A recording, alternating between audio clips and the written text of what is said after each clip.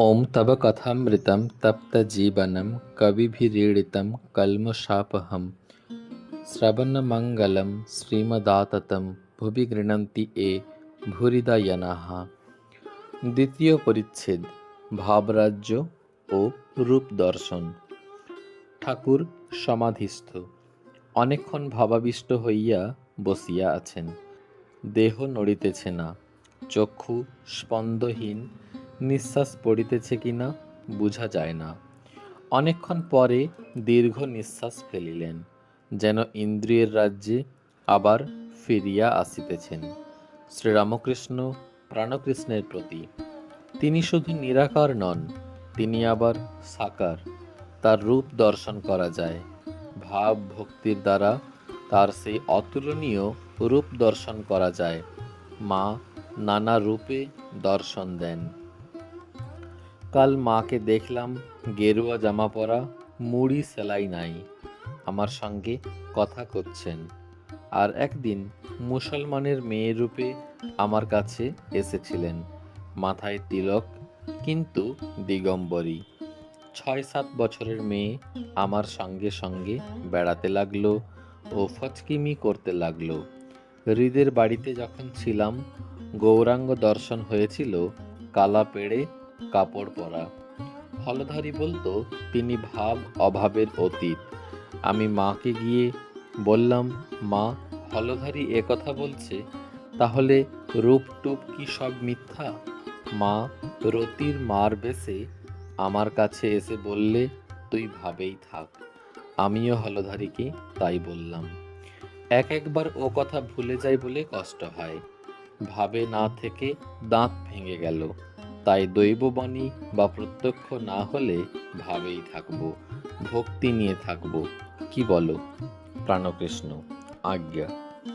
শ্রীরামকৃষ্ণ: আর তোমাকেই বা কেন জিজ্ঞাসা করি? এর ভিতরে কে একটা আছে, সেই আমাকে নিয়ে এই রূপ করছে। মাঝে মাঝে দেবভাব প্রায় হতো। আমি পুজো না করলে শান্ত হতুম না। আমি যন্ত্র, তিনি যন্ত্রী। তিনি যেমন করান তেমনই করি, যেমন বলান তেমনই বলি। প্রসাদ বলে ভবসাগরে বসে আছি ভাসিয়ে ফেলা। জোয়ার এলে উজিয়ে যাব, ভাটিয়ে যাব ভাটার বেলা। ঝড়ের এঁটো পাতা কখনো উড়ে ভালো জায়গায় গিয়ে পড়ল, কখনো বা ঝড়ে নর্দমায় গিয়ে পড়ল, ঝড় যেদিকে লয়ে যায়।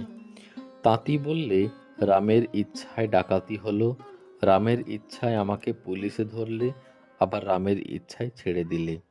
হনুমান বলেছিল, হে রাম, শরণাগত শরণাগত, এই আশীর্বাদ করো যেন তোমার পাদপদ্মে শুদ্ধা ভক্তি হয়, আর যেন তোমার ভুবন মোহিনী মায়ায় মুগ্ধ না হই।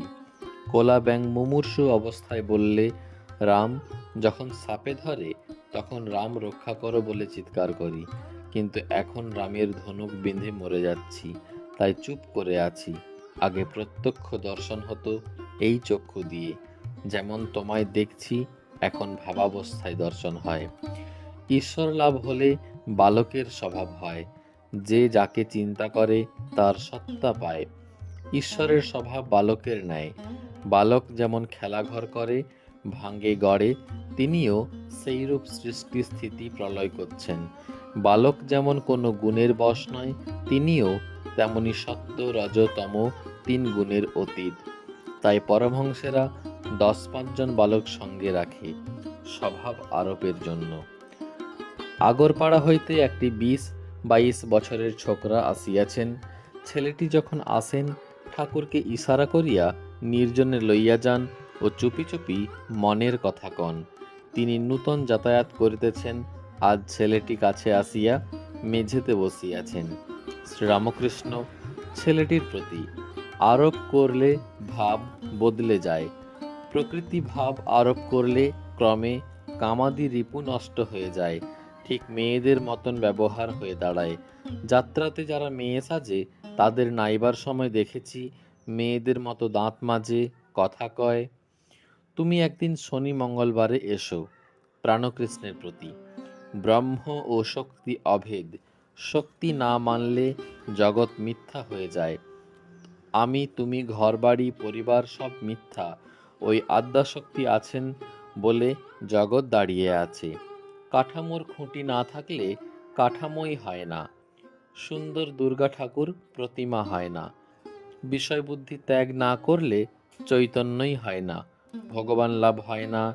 বিষয়বুদ্ধি থাকলেই কপটতা হয়। সরল না হলে তাকে পাওয়া যায় না। ऐसी भक्ति करो, घट भीतर छोड़ कपट चतुराई, সেবাবন্দি আর অধীনতা সহজে মিলি রঘুরায়। যারা বিষয়কর্ম করে, আফিসের কাজ কি ব্যবসা, তাদেরও সত্যতে থাকা উচিত। সত্য কথা কলির তপস্যা। প্রাণকৃষ্ণ। अस्मिन् धर्मे महेशि स्यात् सत्यवादी इतेन्द्रियः, পরোপকার নিরত নির্বিকার সদাশয়ঃ। মহানির্বাণতন্ত্রে এরূপ আছে। শ্রীরামকৃষ্ণ। হ্যাঁ, ওইগুলি ধারণা করতে হয়। ওম নিরঞ্জনং নিত্যমনন্ত রূপং ভক্তানুকম্পাধৃত বিগ্রহং বৈ ঈশাবতারং পরমেশমিড্ডং তং রামকৃষ্ণং শিরসা নমামহ।